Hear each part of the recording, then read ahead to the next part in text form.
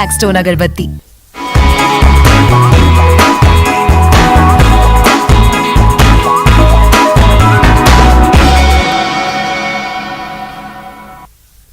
नमस्कार, खबर दोपहर में आप सभी का स्वागत। मैं हूं आपके साथ हेमंत कुमार। चलिए खबरों की शुरुआत करेंगे इस वक्त की बड़ी खबर के साथ।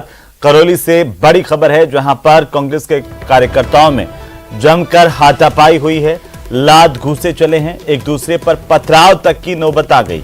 सबसे पहले सबसे तेज न्यूज 18 राजस्थान पर इस वक्त की सबसे बड़ी खबर करौली से। चुनाव पर्यवेक्षक करौली पहुंचे खाद्य आपूर्ति मंत्री प्रताप सिंह खाचरियावास और धीरज गुर्जर। उनके यहां पर पहुंचते ही स्वागत कार्यक्रम हुआ और स्वागत के बाद ही नारेबाजी के दौरान झड़प हो गई। झड़प में कांग्रेस के कार्यकर्ता जब आपस में भिड़े तो सब कुछ भूल गए और ये किस तरीके से आपस में मारपीट करते हुए कार्यकर्ता कैमरे में कैद हुए हैं, ये पहली तस्वीरें हैं आपकी टीवी स्क्रीन पर। ज्यादा जानकारी के साथ हमारे सहयोगी धर्मेंद्र कुमार करौली से फोन लाइन पर जुड़ चुके हैं। धर्मेंद्र, क्या जानकारी है, ये जो तस्वीरें कांग्रेस के खेमे से आई हैं इन्हें लेकर? देखिए, बताना चाहूंगा, जैसे ही चुनाव पर्यवेक्षक करौली पहुंचे थे और उनका कांग्रेस कार्यकर्ताओं ने स्वागत किया और उसके बाद मार्च पास्ट की सलामी ली गई और जब जो चुनाव पर्यवेक्षक है प्रताप सिंह खाचरियावास जाने लगे तो भीड़ भाड़ को हटाने के लिए लोग एक दूसरे को जब किनारे कर रहे थे, इसी दौरान धक्का मुक्की होने लगी और अचानक से वो धक्का मुक्की लात घूंसे चलने में और झड़प में बदल गई और जमकर लात घूंसे चले। इसमें अभी गुटबाजी का सामने नहीं आया किस किस सूट में हुई है, लेकिन ये अचानक से कार्यकर्ताओं में झगड़ा होने लगा और उसमें जमकर लात घूंसे चले। कई कार्यकर्ताओं में आपस में चोट आई है। इस दौरान कुछ कार्यकर्ताओं ने पत्थर हाथों में उठा लिए थे, एक दो ने पत्थर भी फेंके हैं। हाँ, हालांकि पुलिस ने बीच बचाव किया और कुछ लोगों ने समझाया कि करीब 5 मिनट बाद जाके मामला शांत हुआ है और कार्यकर्ता अलग हुए। हालांकि इस दौरान कई कार्यकर्ताओं ने एक दूसरे पर आरोप भी लगाए हैं, साथ ही पुलिस पर भी लापरवाही के आरोप लगाए। हालांकि पुलिस ने सभी को शांत कराया है और कहा जा रहा है कि जो आरोपी हैं या दोषी हैं उनके खिलाफ कार्रवाई की बात उच्च अधिकारियों द्वारा की जा रही है। जी, ये जो पुलिसकर्मी बीच में दिखाई दे रहा है जिनके पास में हथियार है, बाकायदा जो पुलिस के हथियार होते हैं, वो अकेले पड़ गए इस भीड़ के दौरान, उनके साथ भी धक्का मुक्की हुई है?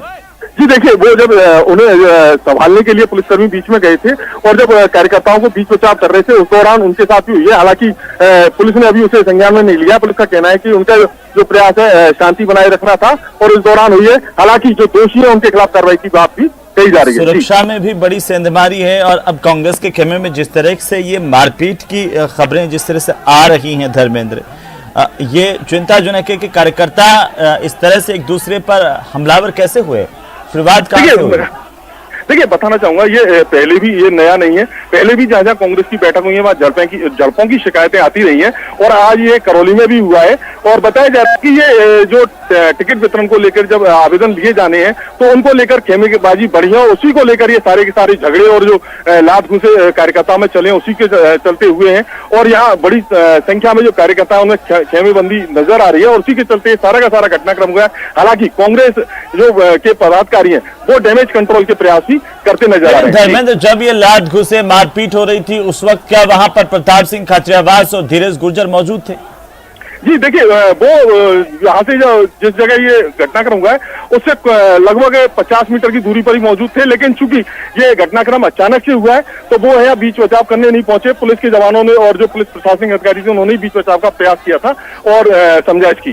जी, कहाँ क्या जानकारी मिली है? ये लोग जो है कांग्रेस के कार्यकर्ता है या कोई बाहर से आए थे, स्टूडेंट थे, क्या वजह, मतलब कुछ निकल के सामने आया है? ये पूरा सर्किट हाउस में कार्यक्रम चल रहा था। बताया जा रहा है कि चूंकि घटनाक्रम हो चुका है, बताया जा रहा है कि जो दोषी हैं उनकी पहचान की जा रही है। वो बाहर से आए थे या किसी के समर्थक थे या कार्यकर्ता थे, क्या थे? जब ये जांच होगी उसके बाद ही ये क्लियर होगा कि वो समर्थक थे या किसी समर्थकों के साथ आए थे या किस कहमे से थे या बाहरी लोग थे जो है ये दंगा फैलाने आए थे। जी, लेकिन धर्मेंद्र, ये पूरी जो घटना है बड़ी संवेदनशील घटना है, इसे लेकर कांग्रेस के कुछ स्थानीय नेताओं की ओर से कोई बयान दिया गया है, बताया गया कि कैसे ये सब कुछ हो रहा है?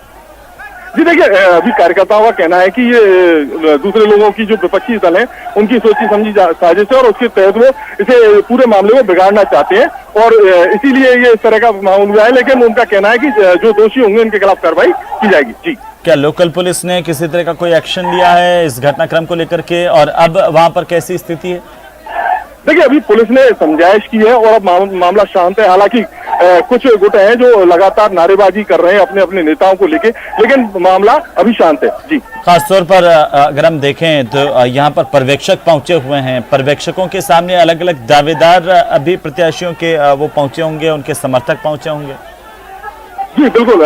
देखिए, बात करें अगर पर्यवेक्षकों की, तो यहाँ पर्यवेक्षकों ने एक अलग से अपनी कुर्सियां लगाई हुई। उनके समीप जो दावेदार हैं वो अपने अपने आवेदन दे रहे हैं, उनको बड़ी माला पहनाकर उनका स्वागत किया गया है। साथ ही वो जो कार्यकर्ता है उनको संदेश दे रहे हैं। और उनका एक जो पर्यवेक्षक है, उनका जब यहाँ पहुंचे थे तो उन्होंने कार्यकर्ताओं को साफ साफ संदेश दिया था कि टिकट किसी को भी मिले, लेकिन कार्यकर्ताओं को एकजुट होना है और जो कांग्रेस का जिसके पास सिंबल आए उसका साथ देना है। लेकिन उसके बाद ही ये घटनाक्रम हुआ जिसके चलते ना। चलिए धर्मेंद्र, बहुत शुक्रिया तमाम जानकारी के लिए। नजर बनाए रखिए, अपडेट लेते रहेंगे। बहरहाल कांग्रेस के खेमे से आ रही ये तस्वीरें किसी भी पार्टी के लिहाज से उस वक्त तो कम से कम सही नहीं ठहराई जा सकती हैं जब चुनाव सिर पर हों और तमाम दावे किए जा रहे हैं।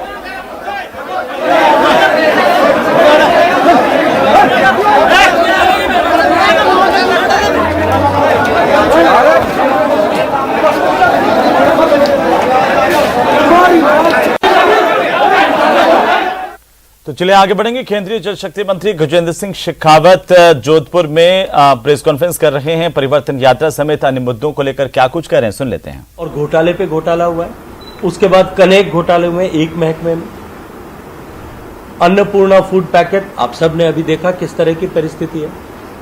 मैं एक सामान्य प्रश्न आप सबसे पूछना चाहता हूं,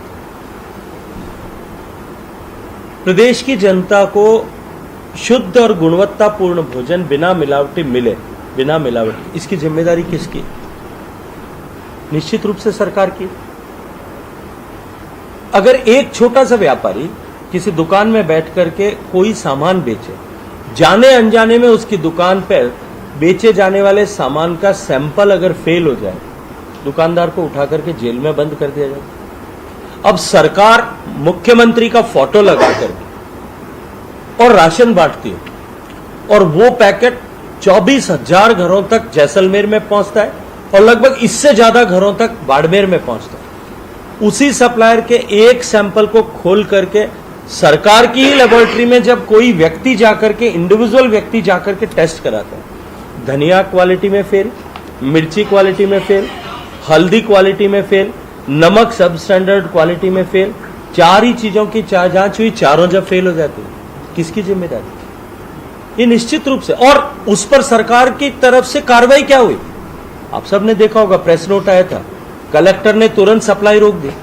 और यह प्रेस नोट इशू हुआ सरकार की तरफ से कि ठेकेदार को भविष्य में गुणवत्ता का ध्यान रखने के लिए वार्निंग दी गई। मैं आपसे पूछना चाहता हूं, 50,000 परिवारों के जीवन के साथ खिलवाड़ करने वाली इस घटना के बाद क्या क्रिमिनल सेक्शन में केस दर्ज नहीं होना चाहिए? क्रिमिनल प्रोसीजर उसके अगेंस्ट नहीं इनिशिएट होना चाहिए था? कौन जिम्मेदार है? मिलावटी खाना बेचने वाले एक व्यापारी की दुकान पर अगर क्वालिटी सब स्टैंडर्ड है, उसको आप उठा करके जेल भेज देंगे, और मुख्यमंत्री जी का फोटो लगा करके आप क्वालिटी सब स्टैंडर्ड फूड सप्लाई कर रहे हैं, और उसकी कोई अकाउंटेबिलिटी नहीं है, उसके ऊपर किसी तरह का कोई जो है क्रिमिनल सेक्शन में कोई कार्रवाई नहीं हो रही। ठीक इसी तरह से घोटाला जो है वो अभी आज जल जीवन मिशन में, जिसकी चर्चा अनेक दिनों से हो रही थी, हमने पत्र लिखे, बार बार पत्र लिखे। तो चलिए आगे बढ़ेंगे। एक देश एक चुनाव पर कमेटी का गठन किया गया है और एक देश एक चुनाव को लेकर के केंद्र सरकार की ओर से पूर्व राष्ट्रपति रामनाथ कोविंद की अध्यक्षता में कमेटी बनाई गई है। इसके बाद पूर्व राष्ट्रपति रामनाथ कोविंद से मिलने के लिए पहुंचे भारतीय जनता पार्टी के राष्ट्रीय अध्यक्ष जेपी नड्डा। उन्होंने मुलाकात की और रामनाथ कोविंद के घर पर मुलाकात करके उन्होंने चर्चा की है काफी देर तक। इसे लेकर के तमाम तरह के कयास लगाए जा रहे हैं। ये कमेटी जल्द ही केंद्र सरकार को अपनी रिपोर्ट सौंपेगी। हो सकता है कि चुनाव के लिए, जल्दी चुनाव कराने के लिए, और तमाम मीडिया और अखबारों में मैं देख रहा हूं, कोई कहता 1 नेशन 1 इलेक्शन, ये सब अटकलें हैं। सच्चाई क्या है एक ही दो लोग जानते हैं, चूंकि इस देश के अंदर तानाशाही चल रही है। बीजेपी के नेताओं को भी नहीं पता होगा, एक दो व्यक्ति सोचते हैं और पूरा लागू हो जाता है। पता नहीं ये लोग, ये सरकार क्या सोच रही है, क्योंकि मानसून सेशन खत्म होने के बाद शीतकालीन सत्र होना था, होंगे भी, लेकिन बीच में अचानक क्या ऐसा कोई जरूरी स्थिति पैदा हो चुके हैं, सरकार खुद जाने। मुझे लगता है नया कोई ढिढोरा पीटने का कोई अवसर मिलेगा। ये नहीं हो सकता है, ये भारत के संविधान के खिलाफ होगा, क्योंकि फेडरलिज्म भारत के संविधान के बेसिक स्ट्रक्चर का हिस्सा है। और दूसरी बात यह है कि बीजेपी के पास राज्यसभा मेजॉरिटी नहीं है।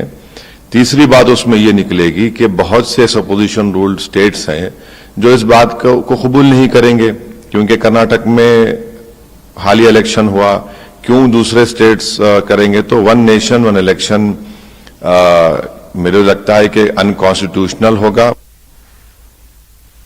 तो चलिए आगे बढ़ेंगे, अगली खबर का रुख करेंगे। वन नेशन वन इलेक्शन के मामले में प्रदेश सरकार के खाद्य और नागरिक आपूर्ति मंत्री प्रताप सिंह खाचरियावास ने दौसा में बड़ा बयान दिया।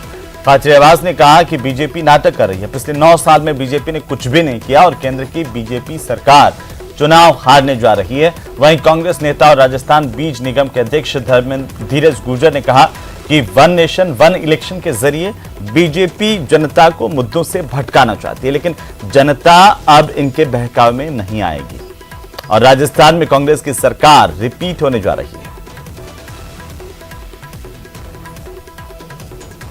अभी बताया प्रताप सिंह जी ने आपको कि भारतीय जनता पार्टी चुनाव में लोगों के वोट लेने के लिए और मुद्दों से भटकाने के लिए अलग अलग तरह के प्रोपोगंडा खड़ा करती है। भारतीय जनता पार्टी के प्रोपोगंडाओं से लोग तंग आ चुके हैं और राजस्थान के अंदर हम सरकार बनाएंगे और दिल्ली के अंदर भी 2024 हमारा होगा।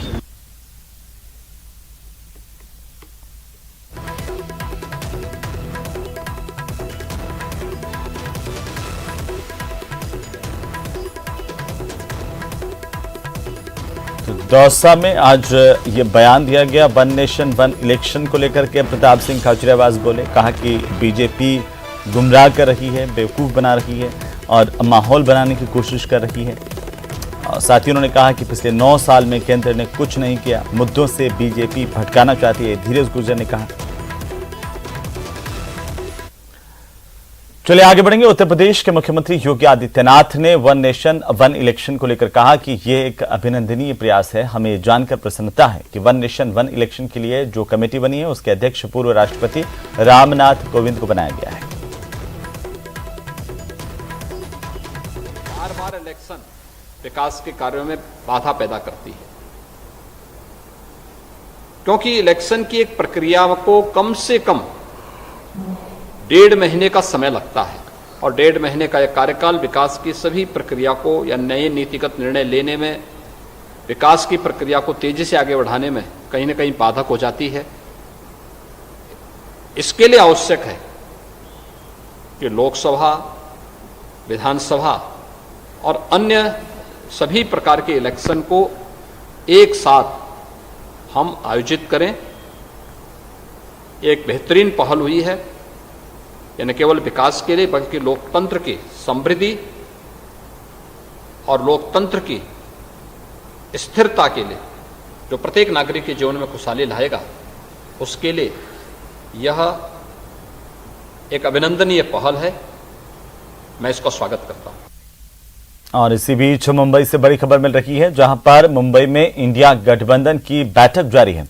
आज बैठक का दूसरा दिन है और बैठक में 28 पार्टियों के 62 नेता शामिल हुए हैं। आज कई बड़े ऐलान की उम्मीद की जा रही है। संयोजक समेत कई मुद्दों पर चर्चा हो सकती है। आज लोगो जारी नहीं होगा, सूत्रों के हवाले से बड़ी जानकारी मिली है। मुंबई में विपक्षी गठबंधन इंडिया की 2 दिवसीय बैठक का आज दूसरा दिन है और गठबंधन का लोगो आज जारी नहीं होगा। गठबंधन के संयोजक पर भी सस्पेंस अभी तक बरकरार है। पहले दिन की बैठक में सीट शेयरिंग को लेकर चर्चा हुई है। इंडिया गठबंधन की बैठक में 28 पार्टियों के 62 नेता शामिल हुए हैं। इस बैठक में सोनिया गांधी, राहुल गांधी और बिहार के मुख्यमंत्री नीतीश कुमार के साथ ही आरजेडी अध्यक्ष लालू प्रसाद यादव, तेजस्वी यादव समेत 28 पार्टियों के 60 से ज्यादा नेता शामिल हुए हैं। माना जा रहा है कि बैठक में गठबंधन के संयोजक पर भी चर्चा हो सकती है। बता दें कि फिलहाल गठबंधन के 6 से ज्यादा नेता पीएम पद की रेस में हैं। उनकी पार्टियां पीएम पद को लेकर के दावा ठोक रही हैं। वहीं संयोजक पर जारी विवाद के बीच बैठक में 11 सदस्यों वाली कोऑर्डिनेशन कमेटी के गठन का भी ऐलान किया जा सकता है।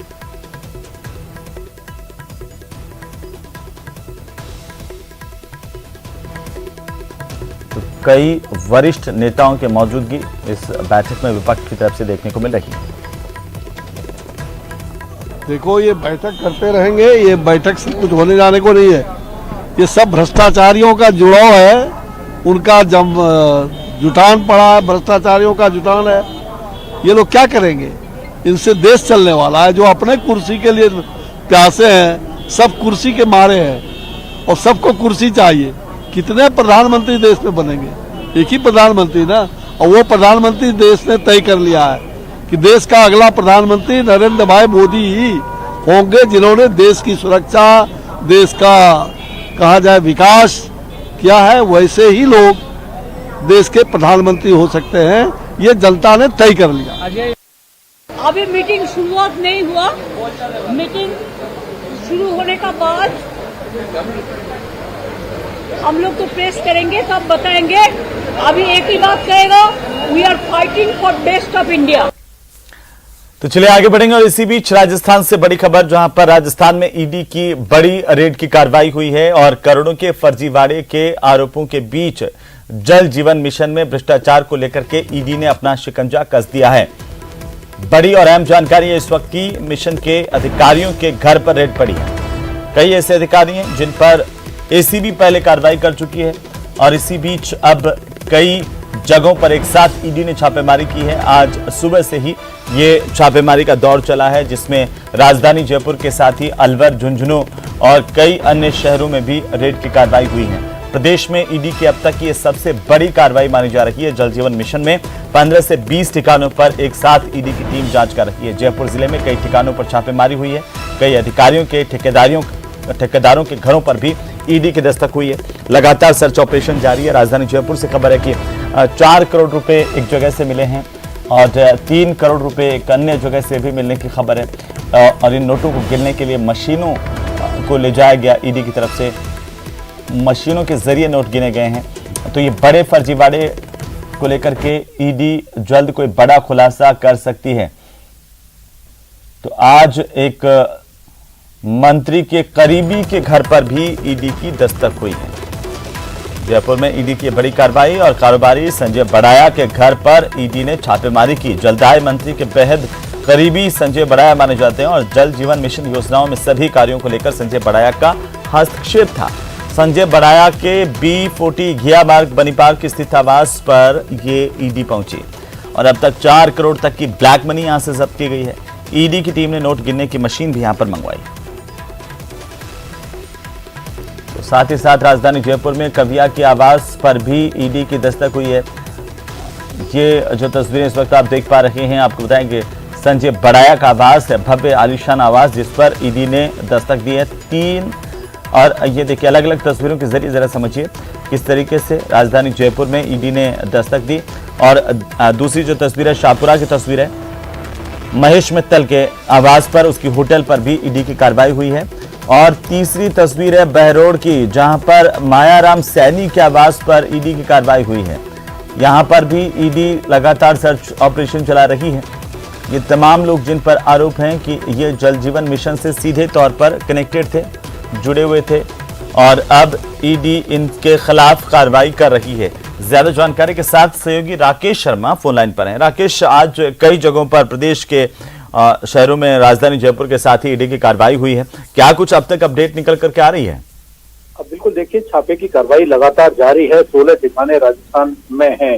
जयपुर और अलवर से जुड़े हुए ये ठिकाने हैं और अब चूंकि 4 करोड़ से ज्यादा की ब्लैक मनी अब तक जब्त की जा चुकी है और कई ठिकानों पर और भी मिली है, लेकिन उस सबको अभी एकजुट किया जाएगा। उसके बाद टोटल कितनी ब्लैक मनी जब्त की गई है ये खुलासा अभी होना बाकी है। लेकिन इस वक्त की जो सबसे बड़ी खबर आ रही है वो ये आ रही है कि संजय बड़ाया जो के घर पर जो कार्रवाई हुई है, इस कार्रवाई में जो उससे पूछताछ हुई है, जो दस्तावेज मिले हैं, उसमें जो मंत्री के ओएसडी है संजय अग्रवाल, उसकी प्रमुख भूमिका के रूप में नाम सामने आया है। जो संजय अग्रवाल है वो जलदाय विभाग का एक्शन है, लेकिन सरकारी कामकाज, टेंडरों की देखरेख, अधिकारियों के ट्रांसफर पोस्टिंग का पूरा खेल संजय अग्रवाल के नाम पर चलता रहा है। संजय अग्रवाल का एक की रोल पूरे प्रकरण में सामने आया है। तो संजय अग्रवाल किसके इशारे पर ये सब करता था और किस किस से कितनी जो पैसे की लेन देन हुई है, कमीशन खोरी, चाहे वो ट्रांसफर पोस्टिंग हो या टेंडर वाले मामले हों, तो इन पहलुओं की जांच भी अब प्रवर्तन निदेशालय की टीम वहीं मौके पर जो दस्तावेज मिले हैं उसके बारे में संजय बड़ाया से पूछताछ की जा रही है। तो एक बड़ा नेक्सस जो है ये खुलता जा रहा है। जल जीवन मिशन योजना के भ्रष्टाचार में जो लोग शामिल हैं, जिस तरीके से जो एक बंदर बाट इस पैसे में की गई है, गिरोह में जो लोग थे उन अधिकारियों के नाम भी अब सामने आने लगे हैं। तो अभी भी कार्रवाई जारी है और एक बड़े वित्तीय अनियमितताओं के दस्तावेज अभी इसमें विभाग को प्रवर्तन निदेशालय को मिले हैं। ये जो संजय अग्रवाल जिसका जिक्र आया है राकेश, ये क्या मंत्री का पीए है या जलदाय विभाग में अन्य अधिकारी के पद पर हैं?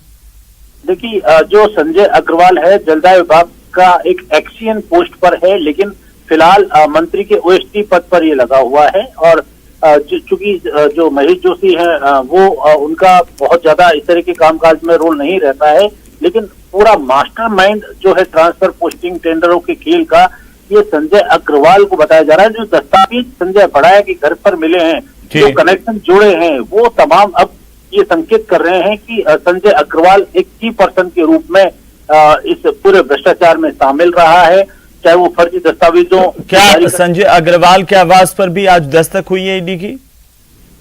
बिल्कुल, ईडी की टीमें नोटिस दे करके और उसको तलब कर सकती हैं पूछताछ के लिए, क्योंकि संजय बड़ाया के जो बयान है वो बहुत मायने रखेंगे इस पूरे मामले में। आज जयपुर में अगर बात करें राकेश, तो कहां पर ईडी ने दस्तक की और प्रमुख वो कौन से नाम हैं जिनके घरों पर, जिनके आवास पर या बाकी उनके दफ्तर पर ईडी पहुंची हुई है?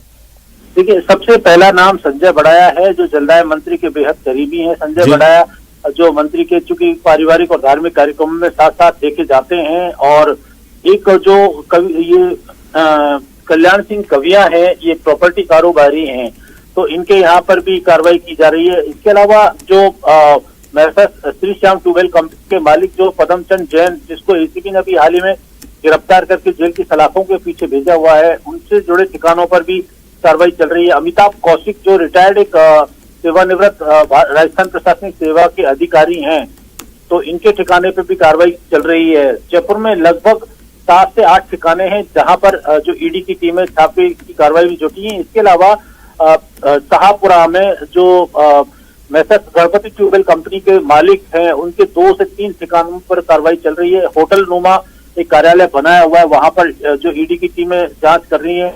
महेश मित्तल जो ठेकेदार है उसके घर पर कार्रवाई चल रही है। अधिशासी अभियंता का जो कार्यालय है वहां पर भी कार्रवाई जारी है। बहरौड़ के अधिशासी अभियंता कार्यालय और निवास पर भी ये कार्रवाई जारी है। इसके अलावा अलवर सहित कई इलाकों में लगभग कुल 16 ठिकानों पर प्रवर्तन निदेशालय की टीम ने आज छापी कार्रवाई की है। लेकिन ये चूंकि दायरा बहुत बड़ा एक नेटवर्क मिला है, इसमें लगभग 70 से 80 अधिकारी, कर्मचारी और ठेकेदार है, उनकी मिलीभगत सामने आई है। तो एक कई चौंकाने वाले खुलासे आने वाले समय में इसमें और सामने आ सकते हैं। तो क्या राकेश, ये जो संजय बड़ाया, संजय अग्रवाल, अमिताभ कौशिक और कल्याण सिंह कविया आपस में कहीं न कहीं एक नेक्सस का हिस्सा थे, जिसमें मायाराम सैनी और महेश मित्तल और एक पहले जो ठेकेदार राउंड अप किया गया था एसीबी की तरफ से, उसकी अरेस्ट हुई थी, वो भी इसमें शामिल रहा है? बिल्कुल, एक पूरा गिरोह बना हुआ था जिसमें चाहे मायाराम सैनी हो और उसके जो सबॉर्डिनेट अधिकारी हो, मुख्य अभियंता मनीष बेनीवाल, जिसको एसीबी ने पहले 10 लाख रुपए की रिश्वत लेते हुए गिरफ्तार, वो गिरोह का सबसे।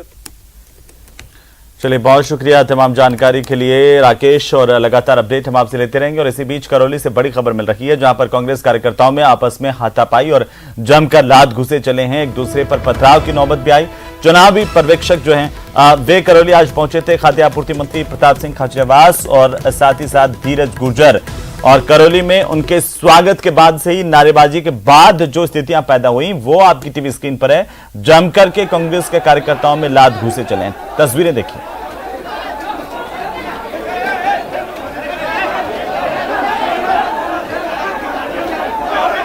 तो चुनाव पर्यवेक्षकों के पहुंचने के कुछ देर बाद ही कांग्रेस के कार्यकर्ता आपस में भिड़ गए, तमाम मर्यादाओं को भूल गए, एक दूसरे पर वार करने लगे, जमकर धक्का मुक्की, लात घूसे बरसे। और वो तस्वीरें कांग्रेस के खेमे की इस वक्त आपकी टीवी स्क्रीन पर हम दिखा रहे हैं। देखिए कैसे कार्यकर्ता आपस में भिड़े, गाली गलौज से लगा करके लात घूसे, और एक दूसरे को मारपीट के लिए उतारू होते हुए कार्यकर्ता मारपीट भी कर रहे हैं।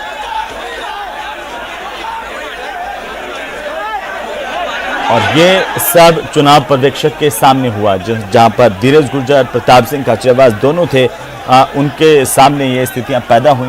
कुछ ही दूरी पर वे थे और उनसे कुछ ही दूरी पर ये कार्यकर्ता आपस में इस तरह से भिड़ते हुए नजर आए। नारेबाजी को लेकर के दरअसल बात शुरू हुई थी और उसके बाद देखते ही देखते ये सब कुछ भूलकर एक दूसरे पर टूट पड़े।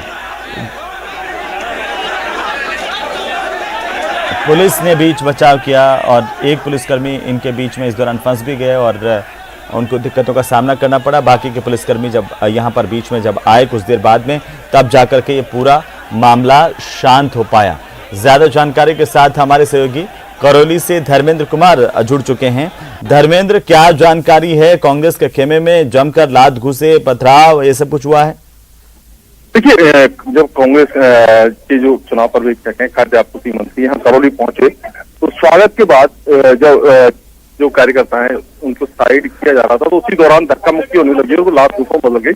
हालांकि लगभग 5 मिनट के बाद अब माहौल पूरी तरह शांत हो गया। अब पूरी तरह मामला शांत है और जो पर्यवेक्षक हैं वो एक एक विधानसभा कार्यकर्ताओं से मिल रहे हैं, साथ ही दावेदारों से आवेदन ले रहे हैं और जो प्रबुद्धजन कांग्रेस है कार्यकर्ता है उनसे भी मुलाकात करके क्षेत्र की स्थिति की जानकारी ले रहे हैं। लेकिन जब बात करें इस पूरे घटनाक्रम की तो यहाँ जब कार्यकर्ताओं में आपस में लात घुसे चले हैं उस दौरान काफी अफरा तफरी का माहौल हो गया। हालांकि पुलिस प्रशासनिक अधिकारी भी बीच में पहुंचे और जो कांग्रेस जन थे वरिष्ठ के उन्होंने भी बीच में समझाइश की, तब जाकर ये मामला शांत हुआ है। जी, लेकिन क्या अब ये पूरी तरह से मामला शांत है? स्थानीय नेताओं का और बाकी नेताओं का क्या कुछ कहना है इन तस्वीरों पर? देखिए, इस पूरे मामले को लेकर अभी जो कांग्रेस के वरिष्ठ जन है वो पूरी तरह चुप्पी साधे हुए, लेकिन उनका कहना है कि जो कांग्रेस हमेशा लोकतंत्र है कांग्रेस में और उनका कहना है कि जो कांग्रेस के कार्यकर्ता हैं वो अनुशासित रहते हैं। कुछ लोग जो बाहर के जो लोग आए हैं उन्होंने इसे माहौल बिगाड़ने का प्रयास किया। उनका कहना है कि उनकी पहचान की जाएगी और जो दोषी है उनके खिलाफ कार्रवाई की जाएगी। लेकिन विपक्ष को तो बैठे बिठाए एक मुद्दा दे दिया है इन कांग्रेस के कार्यकर्ताओं ने, क्योंकि एक तरफ राहुल गांधी कहते हैं नफरत के बाजार में मोहब्बत की दुकान, दूसरी तरफ ये तस्वीरें हैं।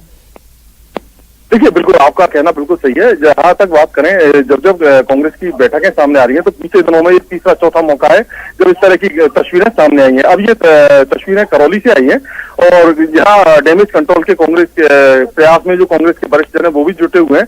हालांकि ये बात आपकी सही है कि विपक्षी को मौका दिया है, लेकिन कांग्रेस के जो कार्यकर्ता है उनका कहना है कि बाहरी लोग हैं, उनकी पहचान की जाएगी और उनके खिलाफ कार्रवाई करेगी। अभी उनकी पहचान अभी क्या चल रहा है धर्मेंद्र वहां पर, क्योंकि चुनाव पर्यवेक्षक आज करौली में है?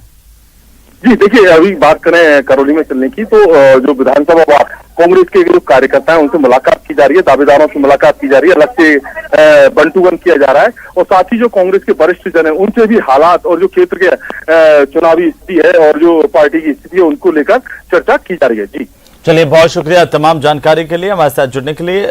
नजर बनाए रखिए, अपडेट हम आपसे लेते रहेंगे।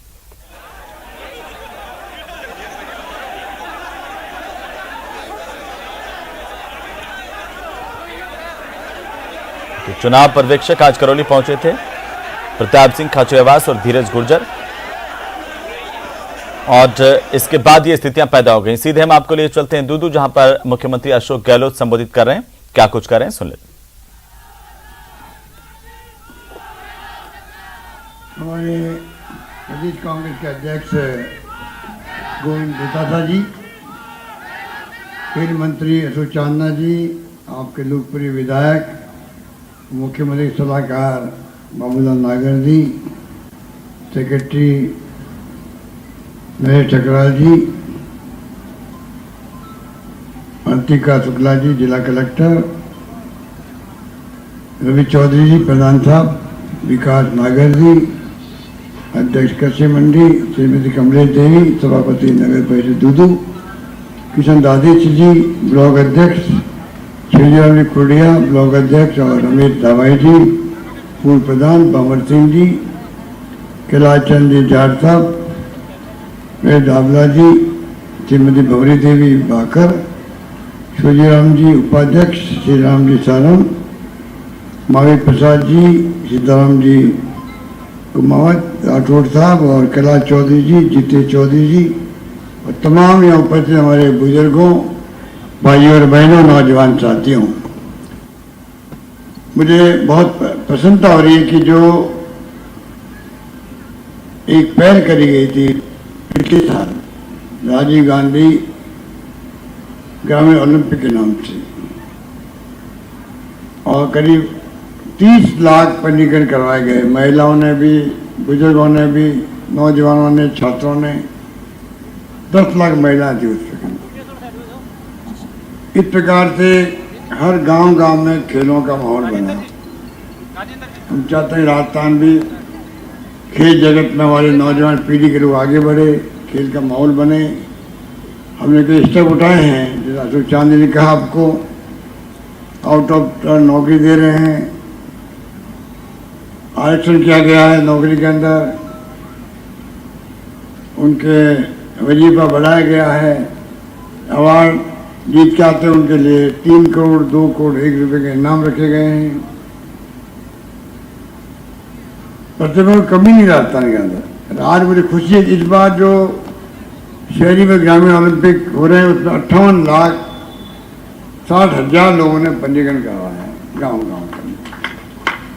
और ये बात मैं इसलिए कह रहा हूँ, पहली बार राजस्थान के जो फैसले हैं, चाहे वो खेलों का मैंने बताया आपको, चाहे राइट टू हेल्थ का कानून बनाया हमने, चीनी योजना का 25 लाख का बीमा किया आप लोगों के लिए, 10 लाख का दुर्घटना बीमा किया, right to minimum income guarantee act बना दिया है, सबकी गारंटी दी गई। नरेगा में शहरी रोजगार योजना लागू की गई शहरों के अंदर, और किसानों की जमीनें कुड़क नहीं हो उनका कानून बनाया गया। इस प्रकार से एक के बाद एक ऐसे फैसले किए गए हैं। गिग वर्कर्स का एक्ट बना दिया हमने, जो आजकल ड्राइवर सर्विस बॉय लगते हैं, काम करते हैं, नौजवान बड़ी पीढ़ी होगी उनकी, उन सब के लिए कानून बना दिया। किसानों के लिए अलग बजट पेश कर दिया राजस्थान के अंदर, युवाओं के लिए अलग से हमने सर्च एरिया बनाया बजट के अंदर, ऐतिहासिक बजट पेश किया जिसकी चर्चा पूरे देश के अंदर हो रही है। और तो और ओपीएस लागू करने कर्मचारियों के लिए जो बड़ा क्रांतिकारी फैसला है। अब जो हमने फैसले किए, अनेकों फैसले हैं जो बताया गया आपको पूर्व में। इंग्लिश स्कूल हमारे अध्यक्ष शिक्षा मंत्री थे तब चालू की गई, ये भी पूरा प्रयोग है देश के अंदर, चर्चा में आ गया। अनेकों फैसले ऐसे हैं जो पूरे देश के अंदर चर्चा में है। आज पूरे देश के अंदर राजस्थान में शिक्षा में हम लोग बहुत आगे बढ़ चुके हैं। विश्वविद्यालय, कृषि विश्वविद्यालय, कृषि कॉलेज, अनेक गिनत खोल दी हम लोगों ने।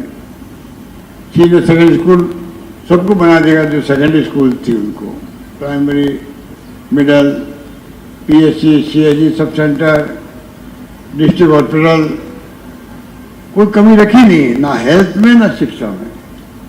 घर घर नल पहुंच रहा है, जल जीवन मिशन लागू कर दिया।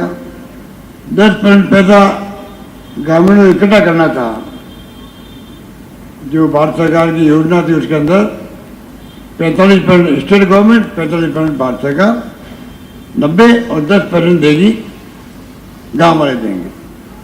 हमने कहा वैसे हम लोग तकलीफ में, महंगाई का जमाना है, 500 रुपये में हमने गैस सिलेंडर कर दिया है, उनसे क्या 10% पैसा इकट्ठा करें। तो हमने कहा 10% पैसा भी स्टेट गवर्नमेंट अपने फंड से देगी और घर घर नल पहुंचेगा सबको, ये कर दिया। बिजली का उत्पादन हो रहा है, कुछ कोयले की कमी आती है, कुछ तकलीफ बीच में आई थी अगस्त के अंदर। अगस्त में बिजली का संकट आया था राजस्थान भर के अंदर, बिजली कटौती हुई थी, तकलीफ आई थी लोगों को, पर खाली राजस्थान नहीं थी वो, पूरे देश के, विशेष उत्तर भारत के सब राज्यों में वो कटौती हुई थी, क्योंकि मानसून फेल हो गया, बरसात कम हुई सब राज्यों के अंदर अगस्त के अंदर।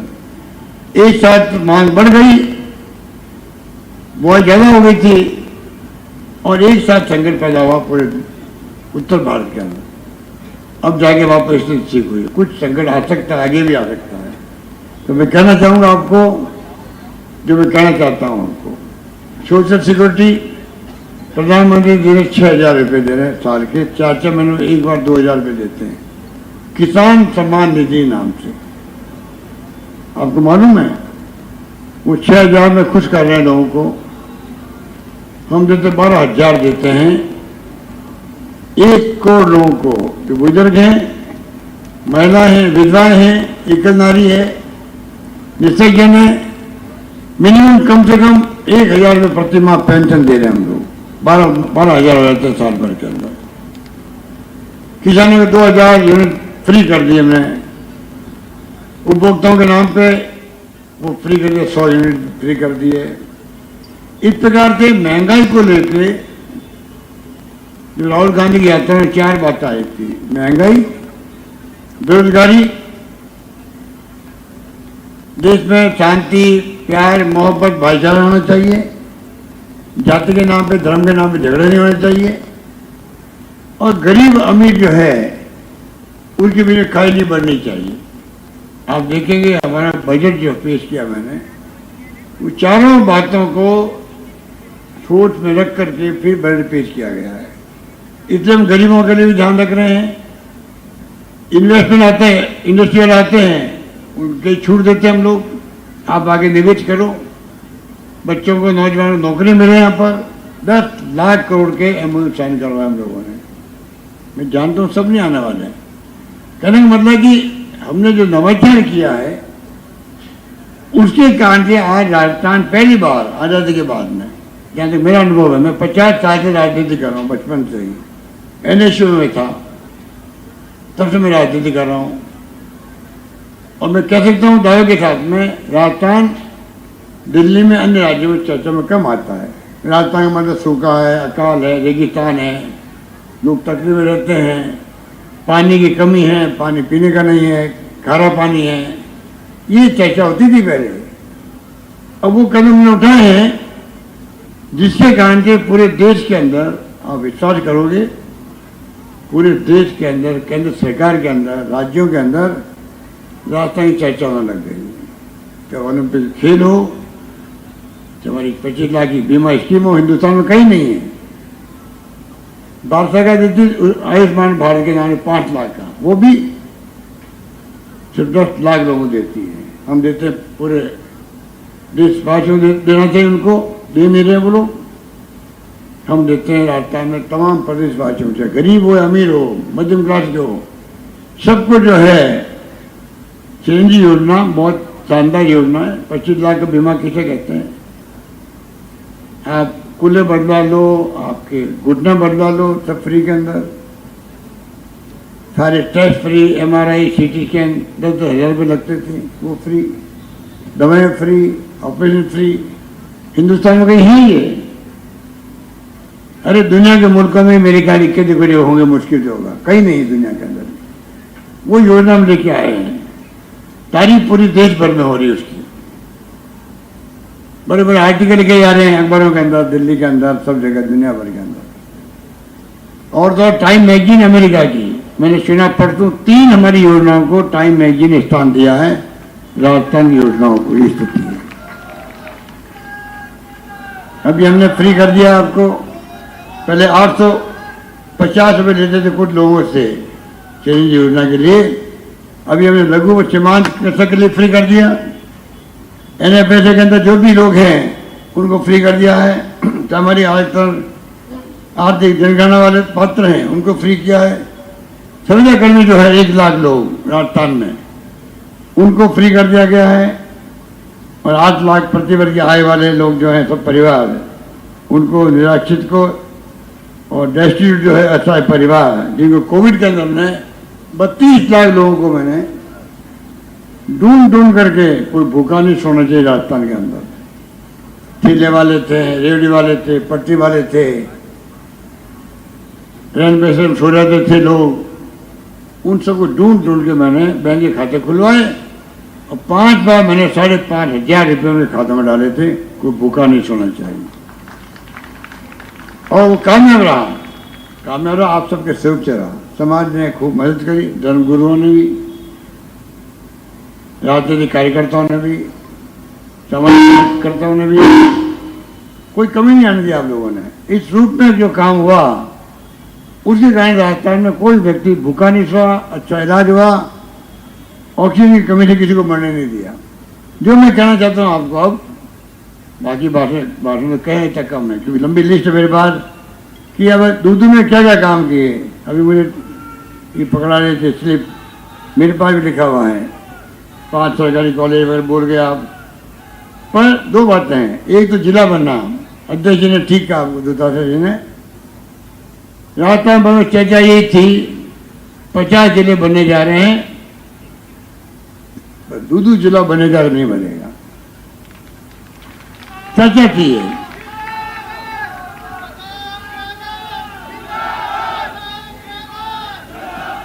कोई विश्वास नहीं करता था कि दूध जिला बन सकता, कोई विश्वास नहीं करता था। कोई विश्वास नहीं करता था कि घोषणा कर दी है राजस्थान असेंबली में मुख्यमंत्री जी ने, बना पाएंगे क्या, वो विश्वास नहीं हो रहा था क्योंकि सिर्फ तहसील नहीं यहाँ पर, खाली 1-2 तहसील, कितनी तहसील आपके यहाँ?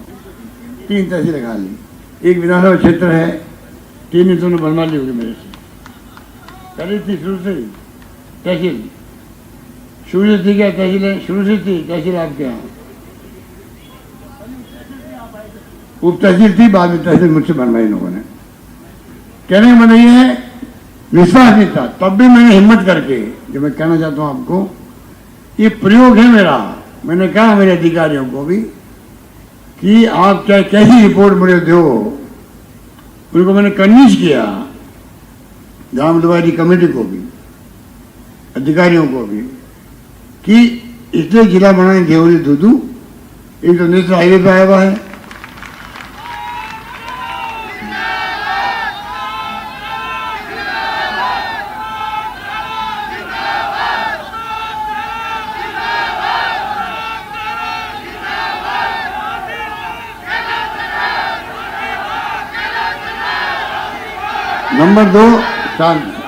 नंबर दो पहले से मैंने, बाबूलाल आपका बड़ा लोकप्रिय विधायक ही है, पर बहुत मेहनती बहुत है ये, आपकी तमाम जातियों को साथ रखना बहुत बड़ी बात है ये, सब जातियों के साथ लेकर चलना, सब धर्म के लोगों के साथ लेकर चलना, राजनीति करना, मैं समझता हूँ बहुत बड़ी चुनौती होती है किसी एमएलए के लिए, जनप्रतिनिधि के लिए।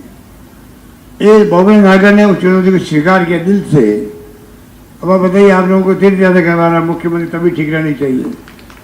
अरे मेरी तबीयत तो पूरी तरह ठीक है, थोड़ा फ्रैक्चर हो गया, दोनों अंगूठों के अंदर थोड़ी तकलीफ हो गई, और मैं सोचता हूँ कि कुदरत जो है, अरे शांत रहो भाई, शांत रहो भाई, कुदरत जो है करता ठीक ही करता है।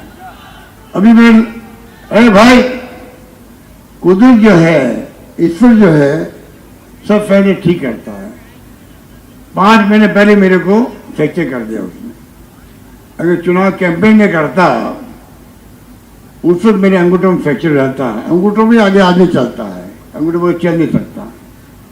अगर चुनाव कैंपेन में हो जाता मेरे फ्रैक्चर, तो मुझे ज़्यादा तकलीफ होती। कैंपेन कैसे मैं करता? तो मैं समझता हूँ कि सोच समझ के पहली फ्रैक्चर हो गया, अब 2 महीने हो गए हैं, 1 महीना और लगेगा। मैंने कल ही CT स्कैन करवाई है, जुड़ रहा है, थोड़ा बहुत टाइम लग रहा है, ठीक हो जाएंगे। तो मैं कहना चाहूँगा आपको, इन्होंने क्या किया, सारे ऑफिसेज जिला मुख्यालय में होते हैं, ADM का, एडिशनल SP का, तमाम तरह का एक्शन, सारे विभागों के, इसने बिना जिला बना रखा था इसको, दूध को बिना जिला बना रखा था दूध को, ना जानना। अब मैंने प्रयोग किया है, राजेश जी ने कहा, अब एक प्रयोग हो गया है राजस्थान के अंदर, और मैं अपने अनुभव से कह सकता हूँ, बचपन के अनुभव से भी। मैं जब NSU में था तब मैंने बहुत दौरे किए राजस्थान के। उस वक्त आपके आज जो जिले कहलाते मुख्यालय है, उस वक्त कस्बे की तरह थे वो, चाहे वो झालावाड़ हो, 12 तो कोटा के अंदर था पहले, करौली हो, धौलपुर हो, ये सब भरतपुर में थे अधिकांश, क्षेत्र आप पर मिले हुए थे, कोई माधोपुर से अलग हुआ, कोई भरतपुर से हुआ। आप सोचिएगा उस पर भी कस्बे की आंधी चलती थी। यहाँ पर जिला मुख्यालय कलेक्टर नहीं बैठते थे, वो वक्त मैंने देखा है।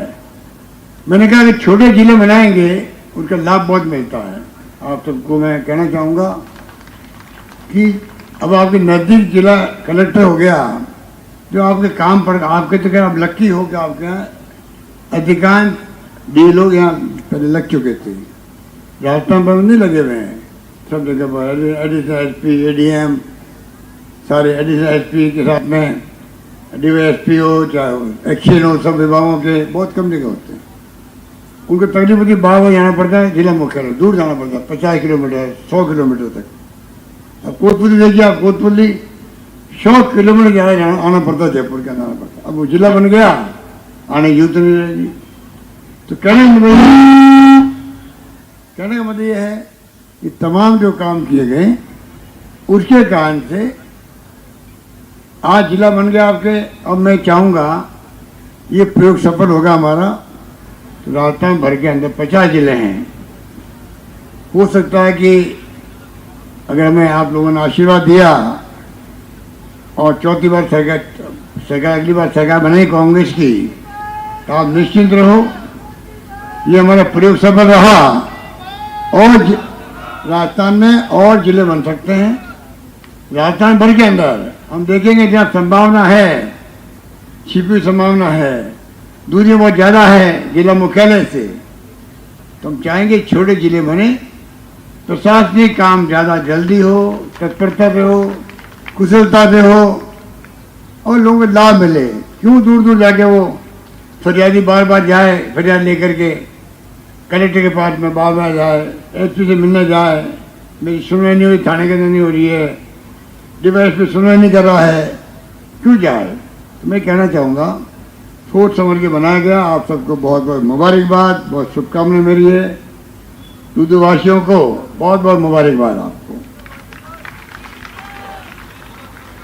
आप जो दुआएं कर रहे हैं उसके लिए मैं आपका आभारी हूँ। आप निश्चिंत रहें। अब मैं अपनी बात कह के लास्ट बात समाप्त करता हूँ। अब मैंने एक बात कही है, जब राजस्थान चर्चा में आ गया देश भर के अंदर, सरकार भारत सरकार कुछ चिंतित हो गई हमारी योजनाओं को लेके। न ओपीएस के अंदर फैसला कर पा रही है वो, न 25 लाख का बीमा कर पा रही है भारत सरकार। हमारी तरह 10 लाख तक अब दे रहे हैं मुश्किल से, मुझे आंकड़े याद नहीं है, पर वो जो SECC के जो लोग हैं, सोशल इकोनॉमिक सर्वे वाले, खाली उन तक के 5 लाख बीमा है। बताइए आप, हमने कर दिया तमाम जिनके पास में आधार कार्ड है, जनआधार कार्ड है, सबको मिलेगा। तो मैं कहना चाहूँगा आपको, भारत सरकार कल आपको मालूम है LPG का कनेक्शन मैंने 500 में देना शुरू कर दिया है। हिंदुस्तान में एकमात्र राजस्थान राज्य है जहाँ गैस सिलेंडर 500 रुपये मिल रहा है, आपको 500 रुपये मिल रहा है। और भारत सरकार ने कल 200 रुपये कम किए हैं। मैं प्रधानमंत्री से मांग करता हूँ, अगर स्टेट गवर्नमेंट दे सकती है 500 रुपये में, उज्ज्वला योजना शुरू आपने करी थी, गरीब आदमी शुरू की 400 रुपये सिलेंडर था, आप बड़ा तो 1150 रुपये ले गए, वो खरीद नहीं पाता है गरीब आदमी। अगर हम कर सकते हैं 500 में दे रहे हैं सिलेंडर, तो भारत सरकार क्यों नहीं दे सकती। मैं मांग करूंगा भारत सरकार को भी आगे आकर के पूरे देश भर के अंदर 500 रुपये में सब गरीबों को गैस सिलेंडर देना चाहिए, ये मेरी मांग है। 200 रुपये क्या होता है, 200 रुपये कम कर दिए, पर मुख्य बात यह है 200 रुपये कम क्यों किए, इसको समझने का आवश्यकता है। क्योंकि चुनाव आ रहे हैं, राजस्थान गवर्नमेंट के अंदर जो 500 रुपये कर दिया है, उस चुनाव के मैदान में कैसे उतरेंगे उनके लोग, क्या कहेंगे, क्या जवाब देंगे। इसलिए चुनाव देखते हुए उन्होंने हमारे 500 के फैसले को देखते हुए मजबूरी के अंदर उन्होंने 200 रुपये कम किए। मैं कहना चाहता हूँ मजबूरी की। अब मैं कहना चाहूँगा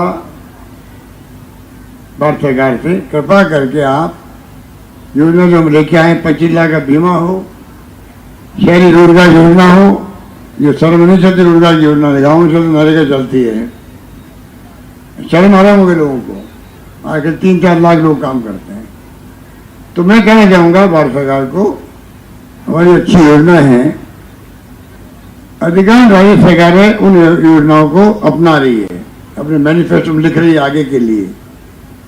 इसका मतलब है राजस्थान चर्चा में है देश के अंदर, राजस्थान योजना चर्चा के अंदर है। तो मैंने कहा है हम अपना मिशन काम करें 2030 का।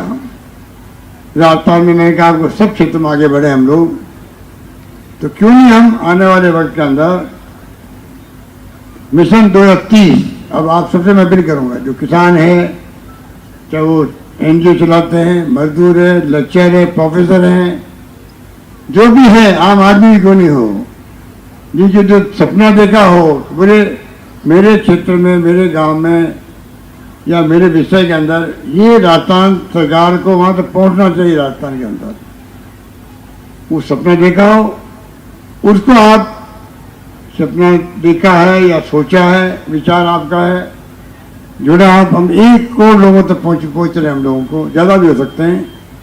आप क्या चाहते हैं राजस्थान 2030 के अंदर कैसा होना चाहिए? जब प्रति व्यक्ति आय बढ़ जाए, महिलाओं को तकलीफ नहीं हो, महंगाई की मार नहीं हो। महंगाई आए तो हमने फैसले किए महंगाई की मार कम करने के लिए, मेरे फैसले करें आप। महिलाओं को 1 करोड़ 35 लाख टेलीफोन दे रहे हैं, मोबाइल फोन दे रहे हैं। अभी मेरा महिलाओं से कोई 70-80 साल की महिलाएं थी, मुझे आश्चर्य होता है, वो हमारी माताएं थी, मेरी बहनें थी, वो क्या जवाब दे रही थी मुझे, किस प्रकार से वो बता रही थी मोबाइल फोन के फायदे क्या क्या हैं, सरकार हमारे लिए क्या क्या कर रही है, महंगाई की मार से बचाने के लिए सरकार ने क्या क्या फैसले किए हैं, वो तमाम महिलाओं में बता रही थी। आप सोच सकते हो, अगर ये हमारी जागरूकता है महिलाओं के अंदर भी, तो महिलाओं में सशक्तिकरण हो। इसे 1 करोड़ 35 लाख महिलाओं को, 40 लाख मेरी बहनों को रक्षाबंधन के उपचार के रूप में मैंने घोषणा की थी असेंबली के अंदर, वो कैंप लगने लग गए हैं। आप देख रहे हैं अभी कैंप लगा हुआ है। आने वाले वक्त में 40 लाख जब पूरे हो जाएंगे, दूसरा फेज चलेगा, तब तक टेलीफोन कंपनी भी आगे आ जाएगी देने के लिए भी, जुड़ने के लिए भी। अभी कई कंपनी जो आ नहीं पा रही है, हम चाहेंगे सब कंपनियां आए।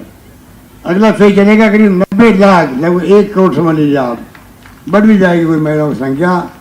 1 करोड़ लगभग महिलाओं को मोबाइल फोन मिलेंगे 40 लाख के बाद में, ये मैं आपको कहना चाहता हूँ। इस प्रकार से हमने फैसला किया है। यही बात करता हुआ, देखिए आपके यहाँ कबड्डी मैच भी होगा, आपके यहाँ क्या कहलाता है,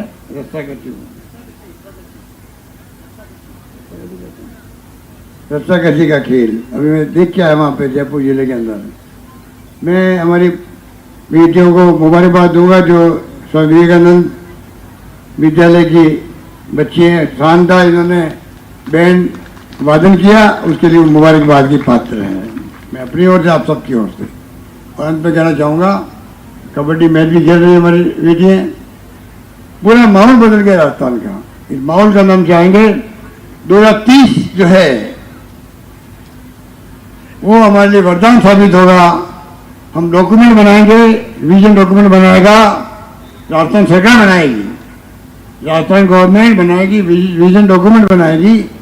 अगले 2030 के अंदर राजस्थान कैसा हो, राजस्थान वाली भावना क्या, वो प्रवासी राजस्थानी हो सकता है, अमेरिका इंग्लैंड रहते हैं राजस्थानी, वो भी हो सकते हैं, देश के किसी भाग में रहते हैं प्रवासी राजस्थानी, वो भी हो सकते हैं।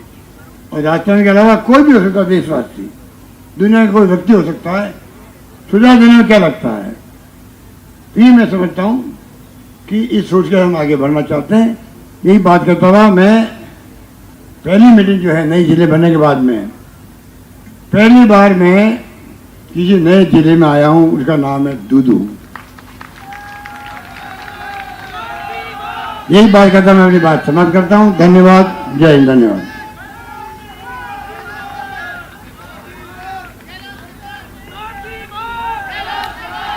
मुख्यमंत्री अशोक गहलोत दूदू में जनसभा को संबोधित कर रहे थे। अपनी सरकार की योजनाओं को लेकर के उन्होंने जिक्र किया, कहा कि देश में पहली बार हो रहा है जब हम 25 लाख रुपए तक चिकित्सा सुविधा दे रहे हैं फ्री, बिल्कुल, और साथ ही साथ हर आदमी का बीमा, और इसी के चलते देश भर में हमारी योजनाओं की चर्चा हो रही है। फिलहाल इस बुलेटिन में इतना ही। नमस्कार।